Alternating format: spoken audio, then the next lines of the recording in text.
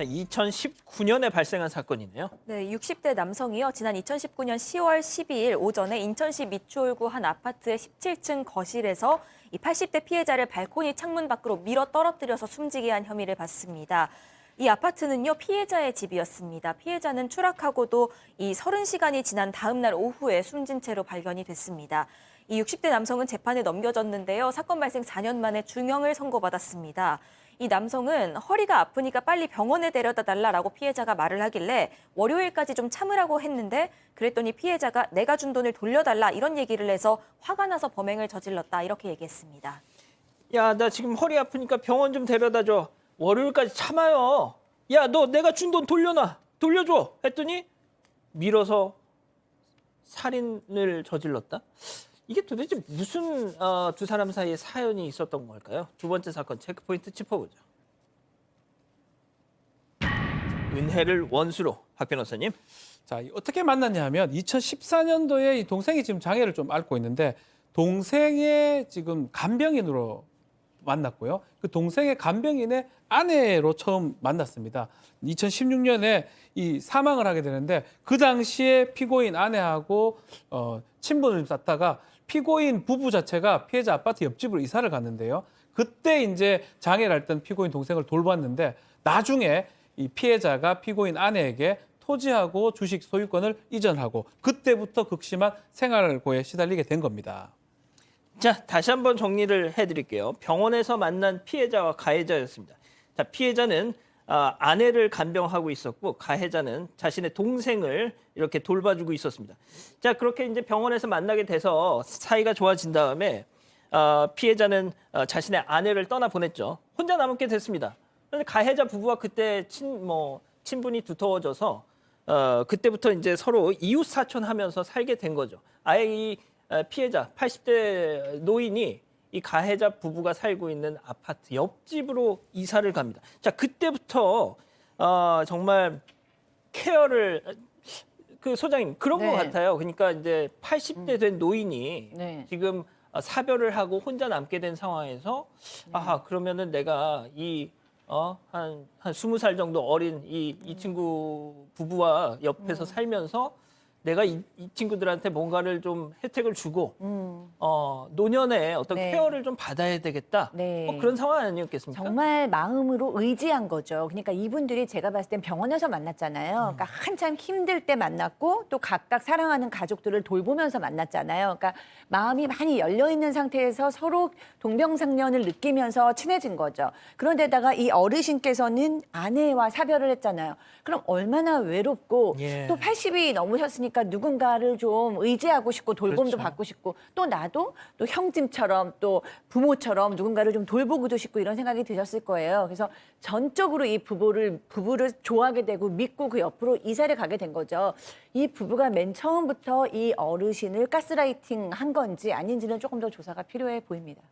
자, 그런데 이 80대 어르신을 돌봐줄 것처럼 했던 그 가해자 남성 나는 밀지 않았어요. 그런 적 없습니다. 뭐 이렇게 범행을 부인했다는 거잖아요. 네, 맞습니다. 일단 이 가해자 60대 남성은 경찰 수사 단계에서는 구속을 면했습니다. 그러다 1년 6개월 만에 이 살인 혐의로 기소가 돼서 법정에 서게 됐는데요. 이 법정에서 자신의 혐의를 전면 부인합니다.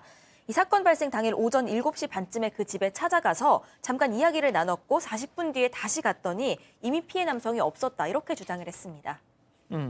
자, 이런 가운데 가해 남성의 아내의 진술이 시간 흐름에 따라서 조금씩 오락가락했다. 그렇습니다. 가해 남성의 아내의 진술이 바뀌고 있는데요. 첫날 그 112 신고 실종 신고를 할 때에는 뭐라고 말했냐면은 피해자가 옥상에서 떨어져 죽겠다라고 말했다고 허위 진술을 했습니다. 그런 다음에 경찰 조사를 하지 않습니까? 경찰 조사에서 초기 조사에 뭐라고 했냐면 지인이 추락하는 걸 못 봤다. 그 당시에는 이 가해 남성의 아내도 현장에 있었단 말이에요. 거짓말했어요. 그런데 경찰이 계속 추궁을 하니까 뭐라고 했냐면 남편이 밀어 떨어뜨리는 상황을 직접 목격했다고 진술을 했습니다. 그러니까 경찰에서는 그대로 조서를 작성했는데 법정에 가서는 다시 또 진술을 바꿨어요. 그 당시에도 떨어지는 못 봤다고 말을 바꿨다는 얘기입니다. 그런데 이게 좀 의혹스러운 게 뭐냐면 2016년 8월경에 피해자의 아내가 사망을 했는데 그 가해 남성의 아내가 집에 왔다 갔다 하면서 많이 케어를 해준 거예요. 밥도 해주고 청소도 해주니까는 너무 고마워서 그 피해자가 갖고 있던 충남 태안군 토지를 소유권을 이전해 줬습니다. 그리고 뭐라고 했냐면 자신이 사망할 경우, 내가 죽을 경우에는 내가 사는 주택 소유권을 그 가해 남성 아내에게 주겠다 그러면서 공증까지 했기 때문에 이런 상황이 있어서 혹시라도 이런 의심이 가는 거죠. 자, 일단은 말년에 인생 말년에 어떤 케어를 받을 걸 기대하면서 내가 가지고 있던 땅을 가족도 아닌 사람한테 그렇게 줬어요. 그렇죠. 예. 자, 그런데 기대했던 그런 어떤 돌봄 이게 충족이 안 됐던 상황이 됐던 것 같습니다. 그렇죠. 그러다 보니까 이 사건이 과연 그냥 떨어진 건지 아니면 누가 죽이려고 했는지 이게 지금 큰 쟁점이 됐었고요. 만약에 죽이려고 했다면 살인죄가 지금 되는데 법정에서도 이 부분이 많이 다투어졌습니다. 다만 이 피고인의 아내의 그 목격했던 부분이 가장 결정적인 증거가 됐던 것 같아요. 막 계속 진술이 번복되긴 했지만 피해자 밀어서 떨어뜨린 상황을 봤다. 밀어서 떨어뜨린 상황을 봤다.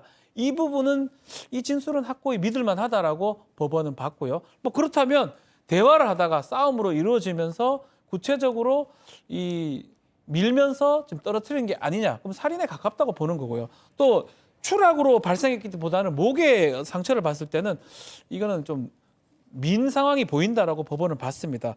그래서 결국은 17층에 떨어뜨려서 살해를 했고요. 범행 방법이 잔혹하고 결과도 참혹하기 때문에 살인죄로 징역 15년을 선고를 했습니다. 일단 정황상 이 피해자의 재산을 노리고 일단 토지를 줬어요. 토지를 줬는데 기대했던 만큼의 돌봄이 충족되지 않다 보니까 또 그리고 가진 재산을 이미 넘겼기 때문에 생활고에 시달리기 시작했단 말이죠. 그런데 그랬더니 이제 줬던 걸 다시 내놓으라. 그런 상황이 옥신각신했던 상황에서 뭔가 이렇게 펑 터지게 돼서 이런 극단적인 상황까지 됐던 것 같은데 자 그러면 제가 궁금한 것이 처음에 이게 발생 이후 지금 4년 만에 이게 법의 어떤 판단이 나온 거 아닙니까? 아니 그럼 발생했을 당시에는 그럼 뭐 수사 당국에서는 이 어르신이 극단적인 선택을 했을 가능성 뭐 이런 걸 생각했던 걸까요? 그런 가능성도 있고 실수로 떨어질 가능성도 있는데 일단은 시간이 걸렸는데요. 법원은 판단을 이렇게 했습니다. 문제는 그 나이가 드신 노인네지 않습니까? 그러다 보니까 매일 걷기 운동을 했다는 거예요. 본인 몸을 위해서. 그리고 건강보조식품 아시죠? 우리 뭐 아마 박 수장님도 먹는 걸로 알고 있는데 박지원 변호사도 제가 먹는 걸로 알고 있습니다. 건강보조식품 먹으면서 본인 건강을 챙겼고요. 또 그리고 그분이 쓴 기록을 천천히 보니까 자기 처지를 비관하거나 극단적인 선택하는 내용이 없기 때문에 법원에서는 극단적인 선택이 아니고 이 피해를 본 것이라고 판단했던 거죠. 근데 오늘 검찰이 항소를 했더라고요. 자, 검찰도 항소했지만 피고인도 항소를 했습니다. 징역 15년. 검찰은 이게 잔혹한 살인죄인데 왜 15년이냐. 적다라는 취지로 항소가 됐고요. 피고인은 좀 줄여달라고 지금 항소를 한 상황이고 항소 부분은 좀 다퉈봐야 될 것 같습니다. 알겠습니다. 뭐가 됐든 좀 안타까운 사건인 것 같습니다. 두 번째 사건 이렇게 정리하고요. 아직 안 끝났습니다. 이거 눌러주세요.